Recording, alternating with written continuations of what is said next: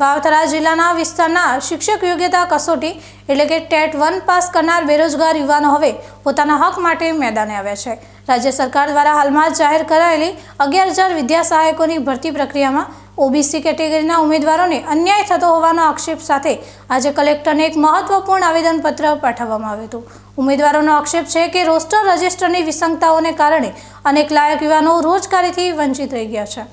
ગુજરાત સરકાર દ્વારા પ્રાથમિક શાળાઓમાં વિદ્યા સહાયકોની અંદાજે 11,000 જેટલી જગ્યાઓ પર ભરતી પ્રક્રિયા હાથ ધરવામાં આવી છે।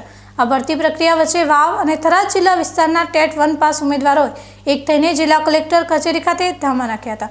ઉમેદવારોએ કલેક્ટરને આવેદનપત્ર આપીને રજૂઆત કરી છે કે વર્તમાન 11,000 વિદ્યા સહાયકની ભરતીમાં ઓબીસી સમાજને મળવાપાત્ર 27% અનામતનો ચુસ્તપણે અમલ કરવામાં આવે।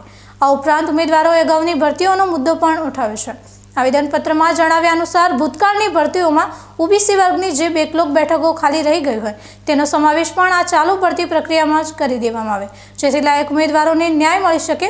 આવેદનપત્રમાં 2024ની ભરતીનો ઉલ્લેખ કરીને ગંભીર આક્ષેપો કરવામાં આવે છે।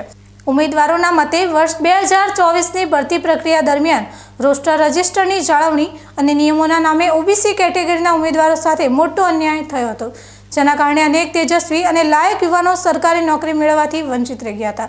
આ જ ભૂલનું પુનરાવર્તન વર્તમાનમાં ભરતીમાં ન થાય તે માટે વાવ-થરાદના યુવાનોએ ન્યાયની ગુહાર લગાવી છે।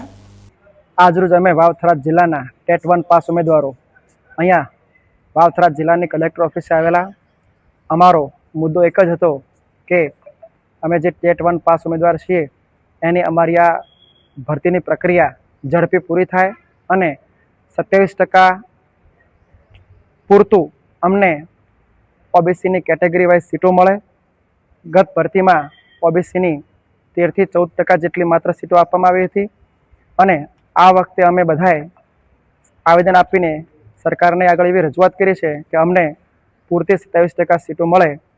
અને ત્યારબાદ બીજું આજે ગઈકાલે સરકારે એક એવો પરિપત્ર બહાર કર્યો છે જ્ઞાન સહાયકનો, તો અમે સરકાર સામે વિનંતી કરીએ છીએ કે પહેલાં અમે જે ટેટ 1 પાસ ઉમેદવાર છીએ અમારા ફોર્મ ભરાઈ ચૂક્યા છે, તો પહેલી અમારી અરજ સાંભળશું જી।